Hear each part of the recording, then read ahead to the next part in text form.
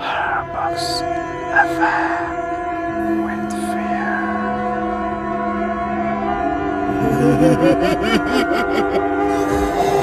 Welcome to Horror Box FM, Episode 10. Bring the lights down, lock your doors, and settle in. Tonight, we are diving into a chilling, real-life account that will make you look twice at your rearview mirror the next time you drive alone at night. This is a story of an endless road, an impossible pursuit, and the phantom terror that followed one driver home. It was October 2024. I was driving back from a late-night shift in upstate New York, heading toward my hometown in Pennsylvania. It was past 2 a.m. The route I took was Route 9. A notoriously isolated stretch of highway cut deeply through dense, suffocating forests. There were no streetlights, no gas stations, and for miles, absolutely no cell service. The world outside my windshield was pitch black, illuminated only by the pale yellow beams of my old sedan. The night was eerily still, and the only sound was the monotonous hum of my tires against the cracked asphalt. About an hour into the drive, heavy fog began to roll in, thick as milk, swallowing the ancient trees on either side of the road. I rolled up my windows against the sudden, unnatural chill in the air and turned down the radio. The silence inside the car became heavy, almost suffocating.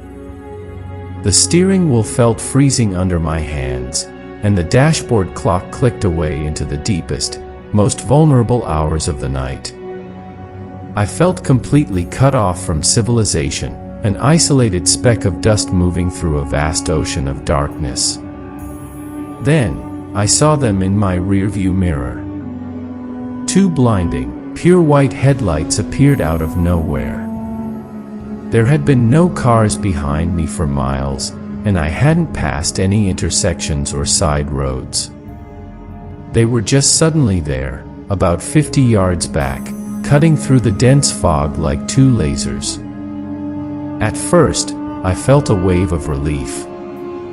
Driving on a dark, foggy road alone is incredibly stressful, and having another human being nearby usually brings comfort.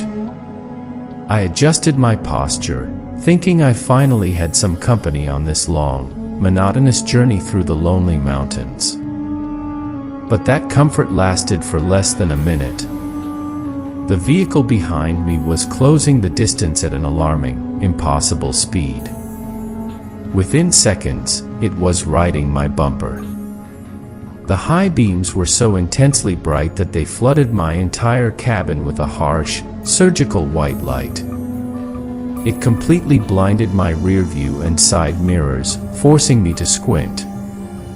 I flipped my center rear view mirror down to block the glare, but the light was so piercing it seemed to bleed through the solid plastic, painting every detail of my car's interior, every tear in the fabric, every speck of dust on the dashboard, in an eerie, pale, overexposed glow.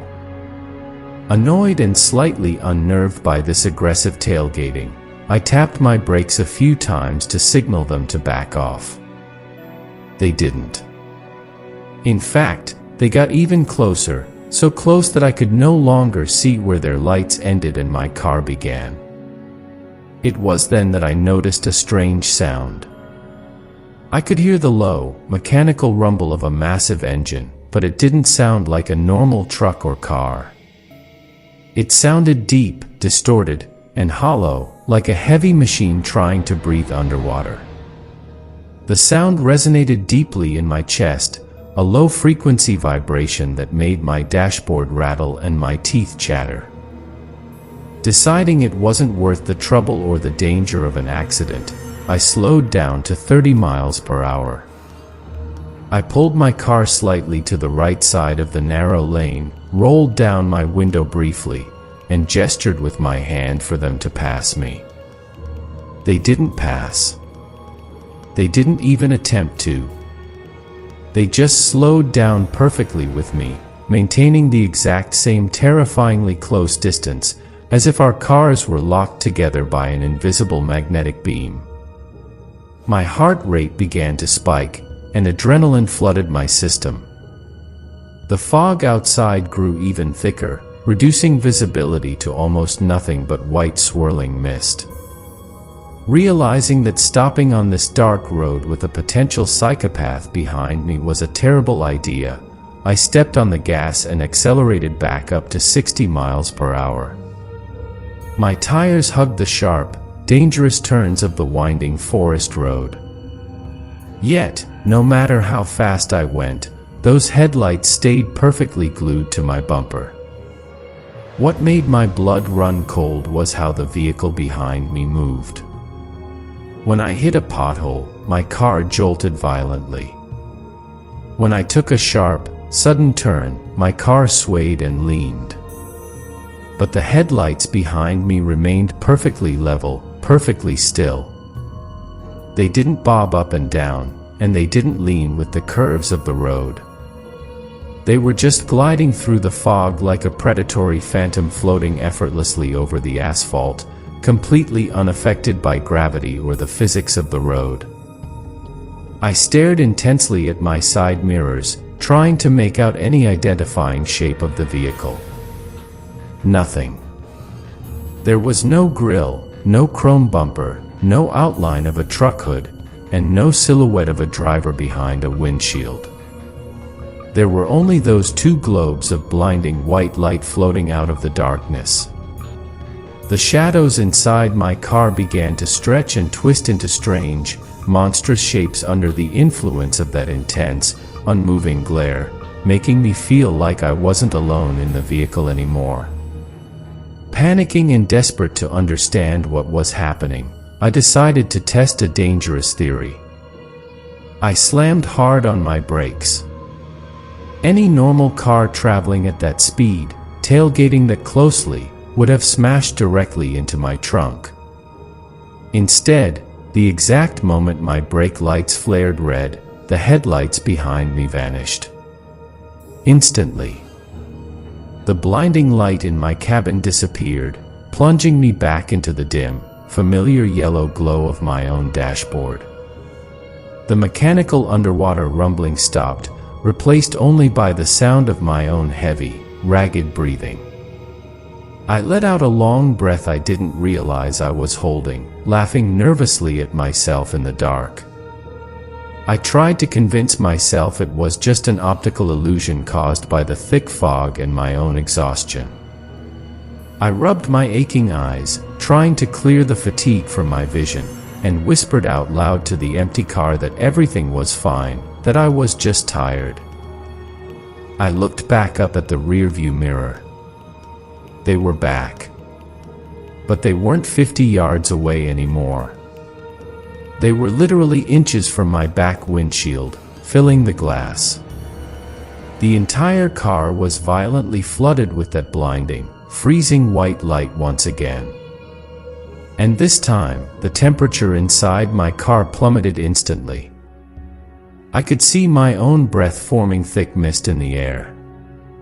The car's heater was blasting on maximum, yet frost began to rapidly develop on the inside corners of my windshield and side windows.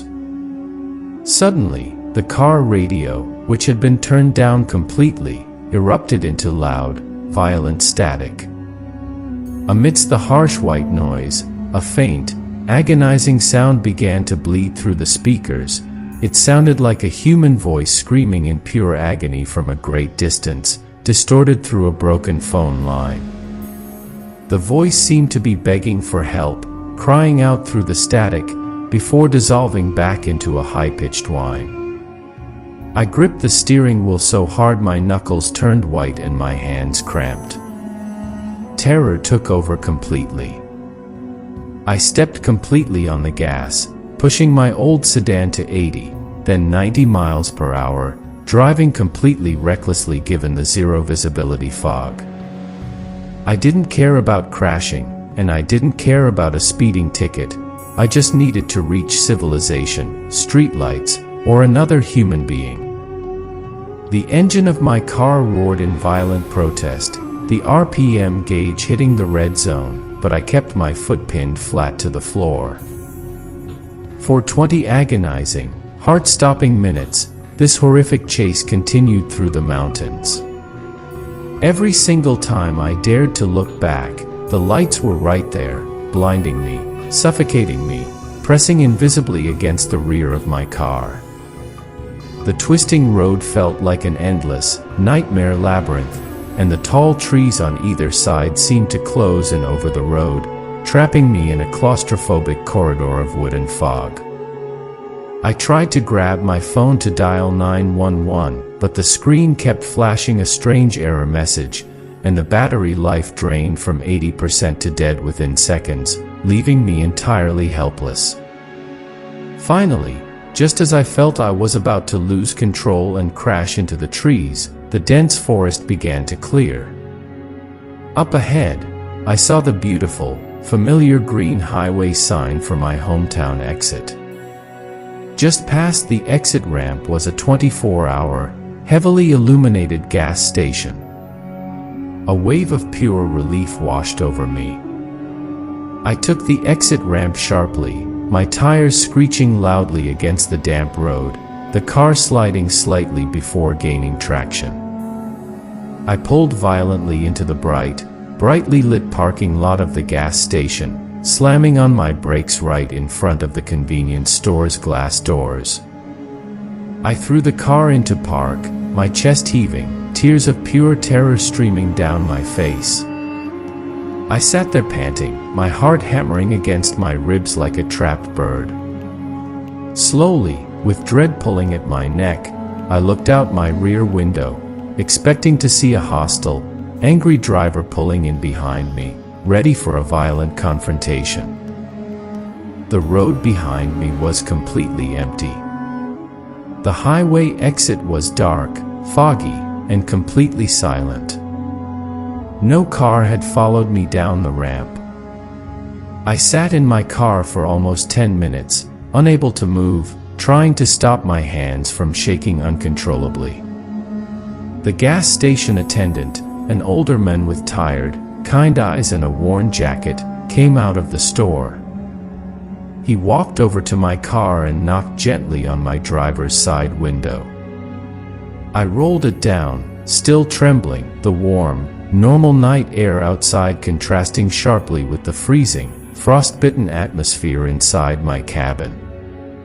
"You all right, kid?" he asked, looking at my pale face with deep concern. "I saw you fly into the parking lot like the devil himself was riding your bumper." "Yeah," I choked out, my voice cracking as I wiped the cold sweat from my face. There was a car tailing me the whole way down Route 9.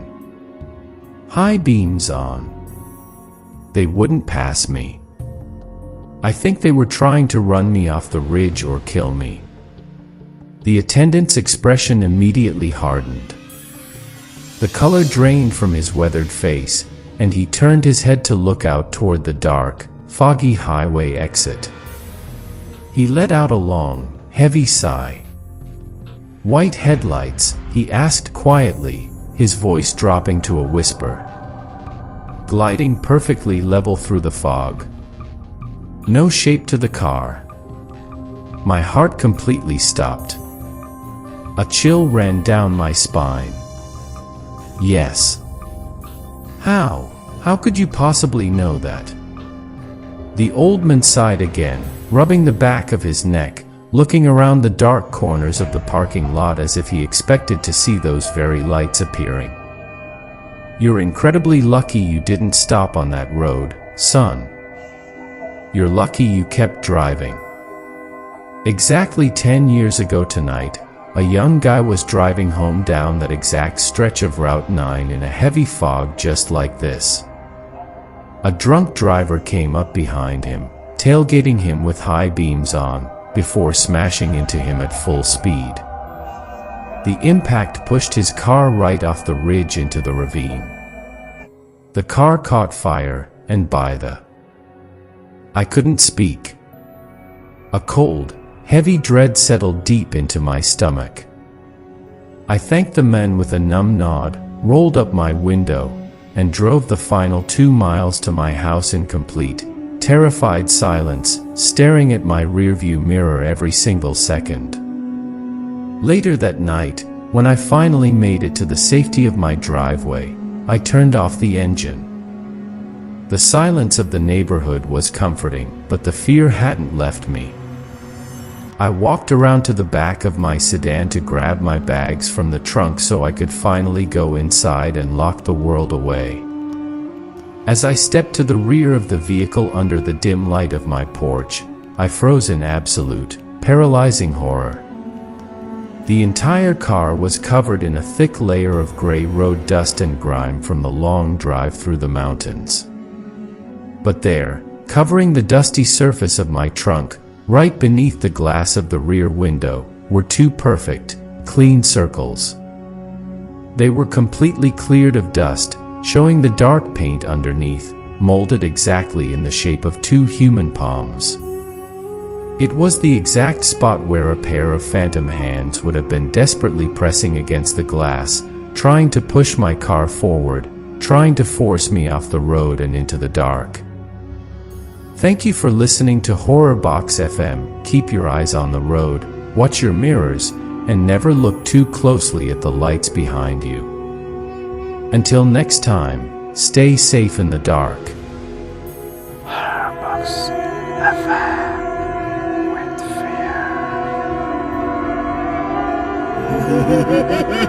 fear.